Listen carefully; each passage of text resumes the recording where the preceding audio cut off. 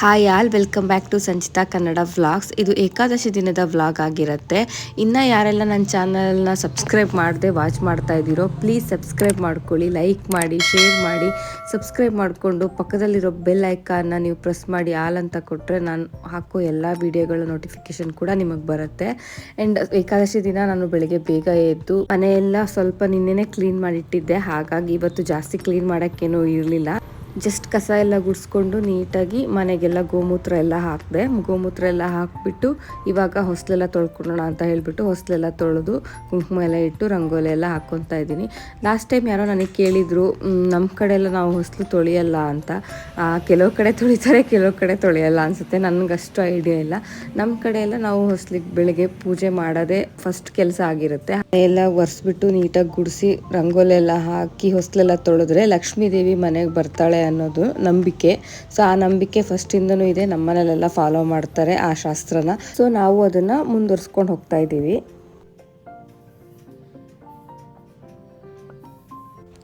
Next ನಾನಿಲ್ಲಿ ಒಂದು glass hot water ಕುಡಿಯೋಣ ಅಂತ ಅಂದ್ಕೊಂಡೆ. ಯಾಕಂದರೆ ಕಸ ಗುಡಿಸಿ ಹೊಸಲು ತೊಳ್ಕೊಂಡ ಮೇಲೆ ನಾನು ನೀರು ಕುಡಿತೀನಿ. ಹಾಗಾಗಿ ಇವಾಗ ನೀರು ಕುಡ್ಕೊಂಡು ನೆಕ್ಸ್ಟು ನೆಲ ಒರೆಸ್ಬೇಕು. ನಿನ್ನೆಲ್ಲ ನೀಟಾಗಿ ಒರೆಸಿದ್ದೀನಿ. ಸೊ ಇವತ್ತು ಹಾಗಾಗಿ ಫಾಸ್ಟಾಗಿ ಲೈಟಾಗಿ ಒರೆಸ್ಬಿಡೋಣ ಅಂತ ಹೇಳ್ಬಿಟ್ಟು ನಾನಿಲ್ಲಿ ಬಕೆಟ್ಗೆ ಇವತ್ತು ಅರಿಶಿನ ಪುಡಿ ಮತ್ತು ಸ್ವಲ್ಪ ಉಪ್ಪು ಹಾಕಿಬಿಟ್ಟು ನೆಲ ಒರೆಸ್ತಾ ಇದ್ದೀನಿ. ಯಾಕಂದರೆ ಅರಿಶಿನ ಮತ್ತು ಉಪ್ಪು ಹಾಕಿ ನೆಲ ಒರೆಸೋದ್ರಿಂದ ಮನೇಲಿ ಪಾಸಿಟಿವ್ ಎನರ್ಜಿ ಜಾಸ್ತಿ ಇರುತ್ತೆ ಅಂತ ಹೇಳಿಬಿಟ್ಟು ನೆಲ ಒರೆಸ್ತಾ ಇದ್ದೀನಿ. ಸೊ ನೆಲ ಎಲ್ಲ ಒರೆಸ್ಬಿಟ್ಟು ಮ್ಯಾಟೆಲ್ಲ ಚೇಂಜ್ ಮಾಡಿ ಬೇರೆ ಮ್ಯಾಟ್ ಹಾಕ್ತಾ ಇದ್ದೀನಿ. ನಾನು ಯಾವಾಗಲೂ ಫ್ರೈಡೇ ಮ್ಯಾಟ್ ಎಲ್ಲ ಚೇಂಜ್ ಮಾಡಿಬಿಟ್ಟು ಬೇರೆ ಮ್ಯಾಟ್ ಹಾಕ್ತೀನಿ. ಫ್ರೈಡೇ ಅಂದ್ರೇ ಲಕ್ಷ್ಮೀ ವಾರ ಅಲ್ವಾ, ಹಾಗಾಗಿ ಫ್ರೈಡೇ ಲಕ್ಷ್ಮಿ ಮನೆಗೆ ಬರಲಿ ಅಂತ ಹೇಳ್ಬಿಟ್ಟು ಅವತ್ತೇ ನಾನೆಲ್ಲ ಶುದ್ಧ ಮಾಡ್ತೀನಿ. ಹೊಸಲಿಗೆಲ್ಲ ಹೂ ಮೂಡಿಸಿ ನೆಕ್ಸ್ಟ್ ನಾನು ಸ್ನಾನ ಮಾಡ್ಕೊಂಡು ಬಂದೆ. ಸ್ನಾನ ಎಲ್ಲ ಮಾಡಾದ್ಮೇಲೆ ಫಸ್ಟ್ ನಾನು ವಿಭೂತಿ ಎಲ್ಲ ನಾನು ಹಚ್ಕೊಂಡು ಗಂಧ ಎಲ್ಲ ನೀಟಾಗಿ ತೆಗೆದ್ಬಿಟ್ಟು ಮಿಕ್ಸ್ ಮಾಡ್ತಾ ಇದ್ದೀನಿ. ಅಮಾವಾಸ್ಯೆ, ಹುಣ್ಣಿಮೆ, ಹಬ್ಬಕ್ಕೆ ಎಲ್ಲ ನಾನು ಬಾಗಿಲಿಗೆ ಏನೇನು ಗಂಧ ಹಚ್ಚಿರ್ತೀನೋ ಅದನ್ನೆಲ್ಲ ತೆಗೆದ್ಬಿಟ್ಟು ನೀಟಾಗಿ ಮತ್ತೆ ಸಪ್ರೇಟಾಗಿ ನಾನು ಹಚ್ತೀನಿ. ಹಾಗಾಗಿ ಇದು ಲಾಸ್ಟ್ ಟೈಮ್ ನಾನು ಹಚ್ಚಿರೋದನ್ನೆಲ್ಲ ಇವಾಗ ನೀಟಾಗಿ ಒಂದ್ಸತಿ ಫುಲ್ ಡೋರ್ನ ಕ್ಲೀನ್ ಮಾಡ್ತಾ ಇದ್ದೀನಿ. ಒಂದು ಬಟ್ಟೆ ತೊಗೊಂಡು ನೀಟಾಗೆಲ್ಲ ಡಸ್ಟ್ ಎಲ್ಲ ಇರುತ್ತಲ್ಲ ಎಲ್ಲದನ್ನು ನೀಟಾಗಿ ಒಂದ್ಸತಿ ಫುಲ್ ಡೋರ್ನ ಒರೆಸ್ಬಿಟ್ಟು ಇವಾಗ ಮತ್ತೆ ನಾನು ಸಪ್ರೇಟಾಗಿ ಓಂ ಮತ್ತು ಸ್ವಸ್ತಿಕ್ಕು ತ್ರಿಶೂಲನ ನಾನು ಯಾವಾಗಲೂ ಡೋರ್ ಮೇಲೆ ಬರೆದಿರ್ತೀನಿ.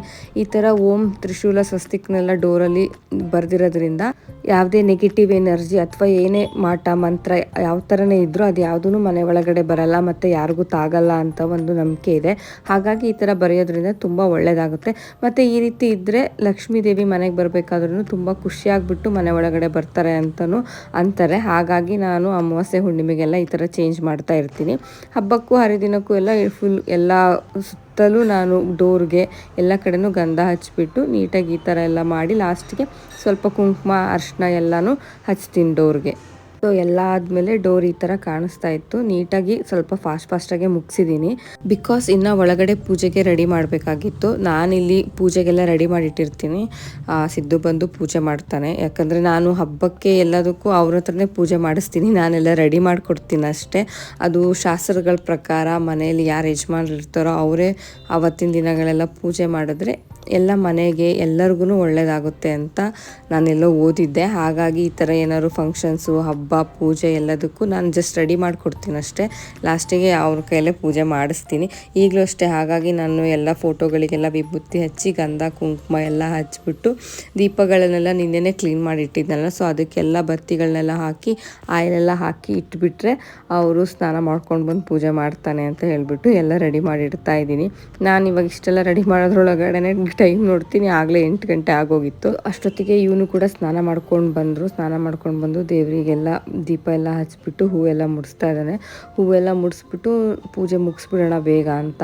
ನಾವಿಲ್ಲಿ ತುಂಬ ಗ್ರ್ಯಾಂಡಾಗಂತ ಏನು ಪೂಜೆ ಮಾಡಲ್ಲ. ಸಿಂಪಲಾಗಿ ಯಾವಾಗ ಹೇಗೆ ಹಬ್ಬಕ್ಕೆಲ್ಲ ಹೇಗೆ ಪೂಜೆ ಮಾಡ್ತೀವೋ ಅದೇ ರೀತಿನೇ ಪೂಜೆ ಮಾಡ್ತಾ ಇದ್ದೀವಿ ಅಷ್ಟೇ. ಏನು ಅಂದರೆ ಇವತ್ತು ನಾನು ನೈವೇದ್ಯಕ್ಕೆ ಮಾತ್ರ ನಿನ್ನೆನೆ ನೆನೆಸಿರೋಂಥ ಹೆಸರು ಕಾಳನ್ನ ಇಡ್ತಾ ಇದ್ದೀನಿ. ಏನಕ್ಕೆ ಅಂತ ಅಂದರೆ ಇವತ್ತು ವೈಕುಂಠ ಏಕಾದಶಿಗೆ ದೇವರಿಗೆ ಜೇನುತುಪ್ಪ ಅಥವಾ ಈ ಥರ ನೆನೆಸಿರುವಂತಹ ಹೆಸರು ಕಾಳನ್ನ ಇಡೋದ್ರಿಂದ ದೇವರಿಗೆ ತುಂಬ ಇಷ್ಟ ಆಗುತ್ತೆ ಮತ್ತು ನಮಗೂ ಕೂಡ ಅದರಿಂದ ತುಂಬ ಒಳ್ಳೆಯದಾಗುತ್ತೆ.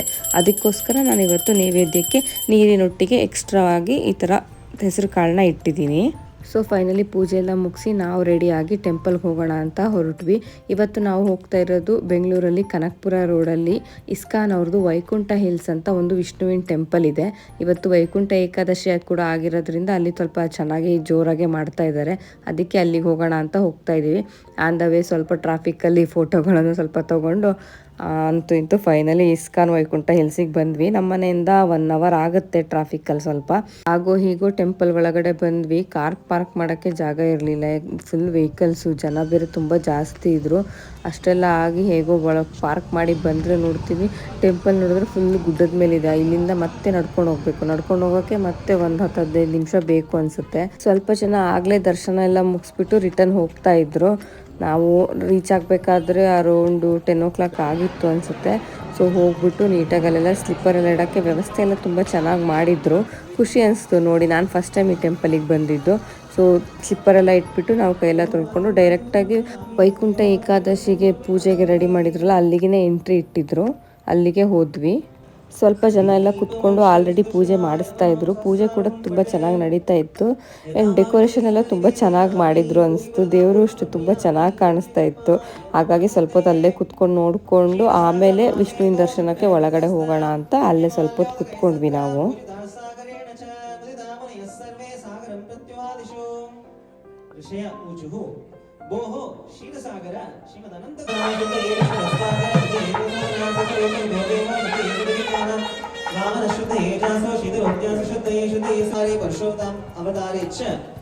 ब्राह्मण श्रेष्ठत्वात् तस्य सत्कुले प्रसूतत्वे विवादो नास्ति. शीलगुणः सौशील्यगुणोऽपि तमैवाध्यास्ते कथमिति चेत् प्रकाशिष्यामः शृणु. रामावतारे पितृवाक्या परिपालनादि सौशील्यगुण सर्वलोकविदिताः. तस्मात् सौशील्य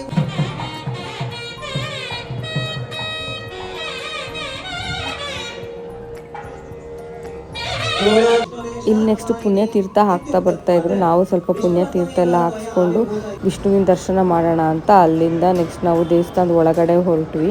ಹೋಗಬೇಕಾದ್ರೆ ತುಂಬ ಚೆನ್ನಾಗಿ ಅನಿಸ್ತಾ ಇತ್ತು. ರೀಸೆಂಟಾಗಿ ಇವಾಗ ಒಂದು 2 years ಆಗಿದೆ ಅಷ್ಟೇ ಅಲ್ವ ಈ ಟೆಂಪಲ್ ಆಗಿಬಿಟ್ಟು. ಹಾಗಾಗಿ ತುಂಬ ಚೆನ್ನಾಗಿದೆ ಮತ್ತು ತುಂಬ ನೀಟಾಗಿ ಮೇಂಟೈನ್ ಮಾಡಿದ್ದಾರೆ.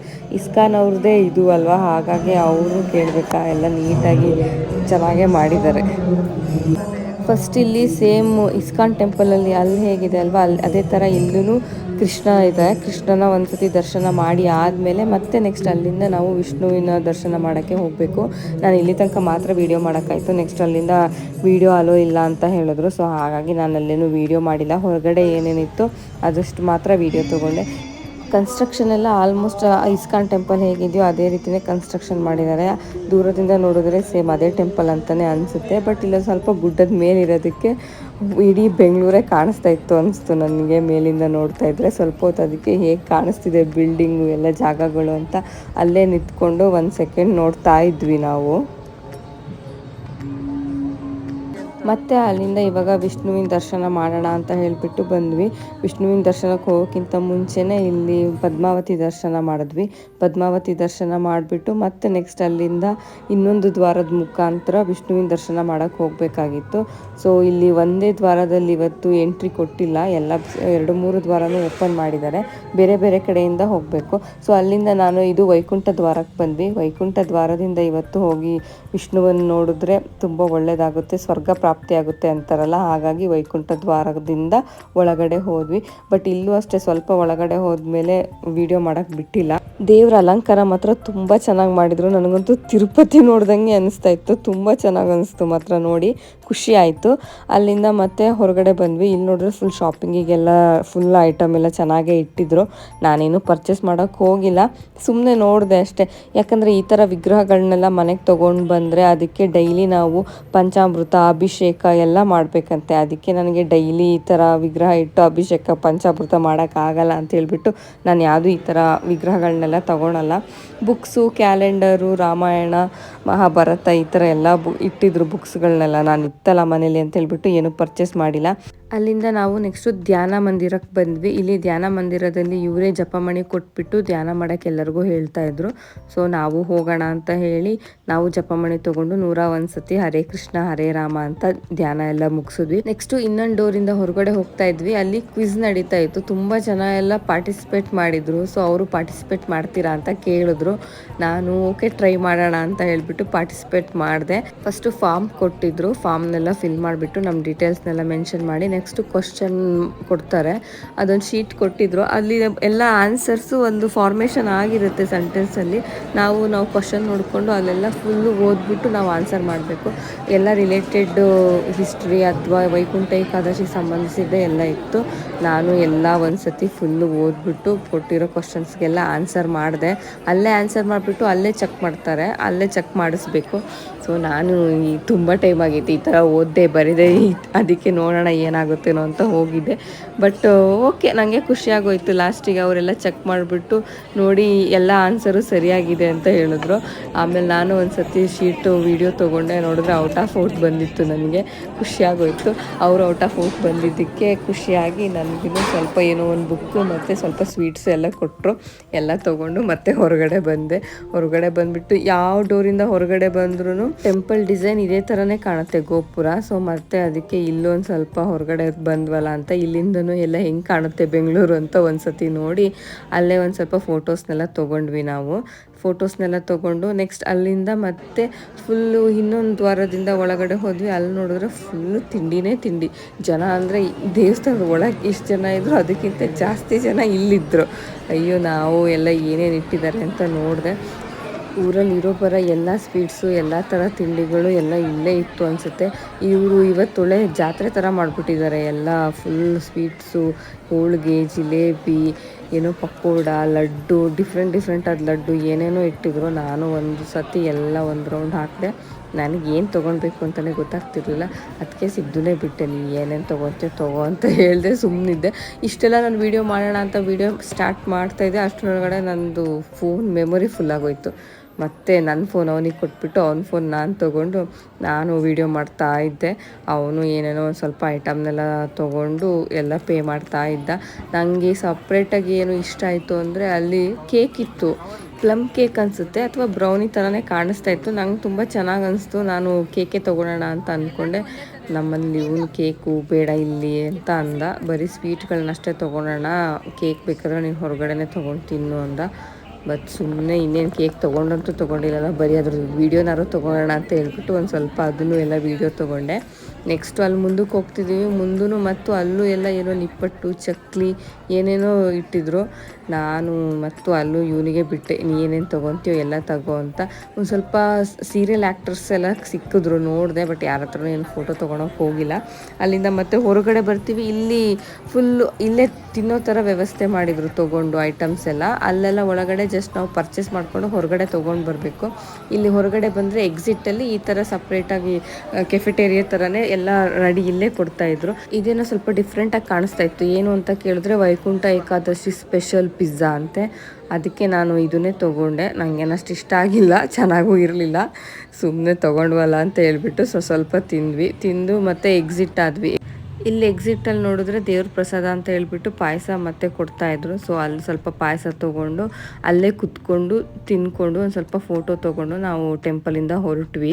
ಬೆಳಿಗ್ಗೆಯಿಂದ ಉಪವಾಸ ಬೇರೆ ಇದ್ವಲ್ಲ, ಆನ್ ದ ವೇ ಹೋಗ್ತಾನೆ ಊಟ ಮಾಡ್ಕೊಂಡು ಹೋಗೋಣ ಅಂತ ಹೇಳಿಬಿಟ್ಟು A2Bಗೆ ಹೋದ್ವಿ. ಅಲ್ಲಿ ಪರೋಟ ಚೆನ್ನಾಗಿ ಮಾಡ್ತಾಯಿದ್ರು. ಸೊ ಅದೊಂದು ಸ್ವಲ್ಪ ವೀಡಿಯೋ ತೊಗೊಂಡು ಅಲ್ಲೇ ಪರೋಟ ತೊಗೊಂಡ್ವಿ. ಮತ್ತು ಒಂದು ಮಶ್ರೂಮ್ದು ರೈಸ್ ತೊಗೊಂಡ್ವಿ. ರೈಸ್ ತಿನ್ಕೊಂಡು ಮನೆಗೆ ಬರೋಷ್ಟೊತ್ತಿಗೆ ಆಲ್ಮೋಸ್ಟ್ 4 o'clock ಆಗಿತ್ತು. ಮನೆಗೆ ಬಂದು ರೆಸ್ಟ್ ಮಾಡಿದ್ವಿ ಅಷ್ಟೇ. ಐ ಹೋಪ್ ಈ ವಿಡಿಯೋ ಇಷ್ಟ ಆಗುತ್ತೆ ಅಂತ ಅಂದ್ಕೊತೀನಿ. Thank you for watching.